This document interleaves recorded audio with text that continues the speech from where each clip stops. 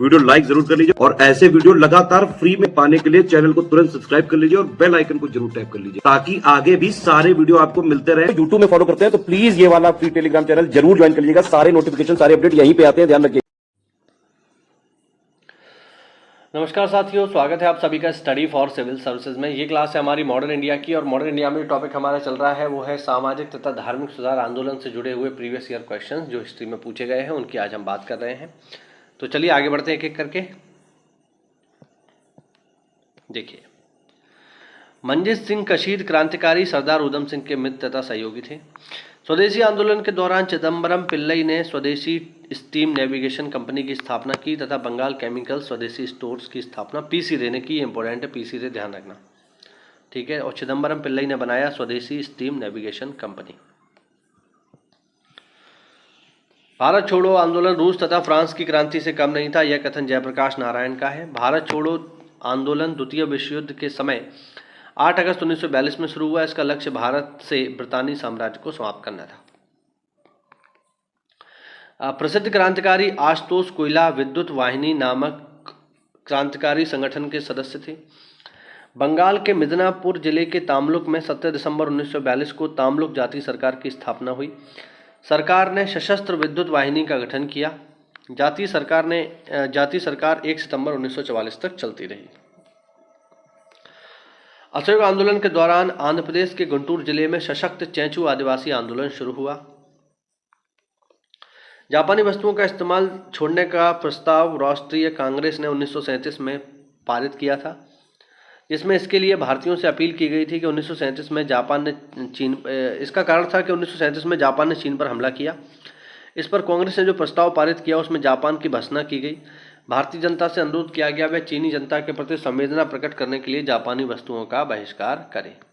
यानी आप देख लो, कांग्रेस जो है उस ज़माने में चाइना के साथ थी और लगता था कि जापानी लोग ज़्यादा ख़राब हैं। हालांकि उन्हें ये पता नहीं था कि आने वाले समय में जापान तो हमारा मित्र बनेगा, लेकिन चाइना हम पर हमला करके हमारी काफ़ी सारी ज़मीन को कब्जा कर लेगा 1962 में, ठीक है। तो ये एक इम्पॉर्टेंट चीज़ है। चलिए आगे देखते हैं। नवराष्ट्रवादियों को गरम दल कहा जाता था और जो कांग्रेस के पुराने सपोर्टर थे उनको बोलते थे नरम दल, ठीक है। गरम दल और नरम दल। महात्मा गांधी ने 17 अक्टूबर 1940 को व्यक्तिगत सत्याग्रह का प्रस्ताव रखा, जिसके लिए पहले सत्याग्रही आचार्य विनोबा भावे चुने गए। दूसरे सत्याग्रही जवाहरलाल नेहरू थे। साइमन आयोग को नियुक्त करने वाले अनुदारपंथी राज्य सचिव लॉर्ड बर्कनहेड लगातार यह अलापते रहे कि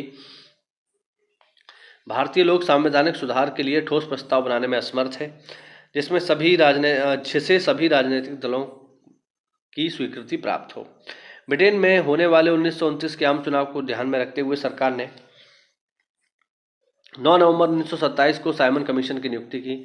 इस कमीशन में अध्यक्ष सहित कुल 7 सदस्य थे। पहले जॉन साइमन, दूसरे मिस्टर बाथम, तीसरे स्ट्रैथकोना, चौथे लैन फॉक्स, 5वें कैडगन, 6ठे एटली तथा 7वें बर्नन हार्ट शोन, ठीक है। तो साइमन कमीशन में ध्यान रखना, ठीक। आगे देखो। सर्कुलर ए आज़ादी नामक परिपत्र से रामनाथ बेनीपुरी संबंधित हैं, जबकि तारकनाथ दास ने वैंकूवर में फ्री हिंदुस्तान शुरू किया तथा जीडी कुमार ने वैंकूवर में गुरुमुखी लिपि में स्वदेशी सेवक नामक समाचार पत्र निकाला। आगे देखिए। कल्पना दत्त का संबंध इंडियन रिपब्लिकन आर्मी से था। बंगाल के क्रांतिकारियों में सूर्यसेन का प्रमुख नाम है, जिन्हें प्राय लोग मास्टर दा के नाम से जानते थे। अंग्रेजों की नीतियों से रुष्ट होकर उन्होंने इंडियन रिपब्लिकन आर्मी को स्थापित किया। इसमें कल्पना दत्त तथा बीना दास जैसी महिलाएं जुड़ी। इंडियन रिपब्लिकन आर्मी के सदस्य गणेश घोष, आनंद गुप्ता, लोकनाथ, कल्पना दत्त, प्रीतिलता, संतू मियां, मीर अहमद इत्यादि लोग शामिल थे। सन 1935 में इलाहाबाद में हुई उत्तर प्रदेश किसान कॉन्फ्रेंस के अध्यक्ष जवाहरलाल नेहरू थे। इस कॉन्फ्रेंस में किसानों की समस्या तथा अंग्रेजों के द्वारा किसानों पर किए जा रहे अत्याचार के बारे में भी विचार किया गया। 7 अगस्त 1942 को मुंबई में कांग्रेस का अधिवेशन हुआ। इसकी अध्यक्षता अबुल कलाम आजाद ने की। नेहरू ने भारत छोड़ो प्रस्ताव पेश किया तथा 8 अगस्त 1942 को इसे स्वीकार कर लिया गया। कांग्रेस के इस ऐतिहासिक सम्मेलन में महात्मा गांधी ने 70 मिनट भाषण दिया और कहा कि अब या तो हम स्वतंत्रता ले लेंगे या फिर इस प्रयास में हम मारे जाएंगे। मोतीलाल नेहरू ने लाला लाजपत राय को प्रिंस अमोंग पीस कीपर कहकर पुकारा था। सर्वप्रथम बंगाल के भोलानाथ चंद ने स्वदेशी आंदोलन की विचारधारा की वकालत करी। सुखदेव भगत सिंह बराजगुरु को सेंट्रल जेल लाहौर में तथा राजेंद्र लाहिड़ी को गोंडा जेल में, रामप्रसाद बिस्मिल को गोरखपुर जेल में तथा रोशन सिंह को इलाहाबाद की नैनी जेल में फांसी हुई। और लास्ट पॉइंट इसका, अश्विनी कुमार दत्त को उनकी राष्ट्रवादी गतिविधियों के कारण 1908 में बंगाल से हटा दिया गया। उन्होंने ब्रह्म समाज स्कूल, हितसैनी सभा तथा पीपुल्स एसोसिएशन की स्थापना की। तो ये हमारा टॉपिक हो गया आज समाप्त। आगे हम पढ़ेंगे कांग्रेस के बारे में। तो ऐसा है तो वीडियो को लाइक करिए, चैनल को सब्सक्राइब करिए साथियों।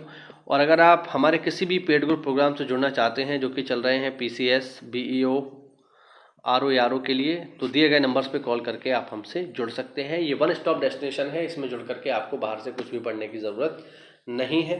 ठीक है, बस जितना हम दें उतना पढ़िएगा और इस माध्यम से आप अपनी एक सीट पक्की कर पाएंगे। तो चलिए मिलते हैं अगली क्लास में, तब तक के लिए जय हिंद, जय भारत, वंदे मातरम।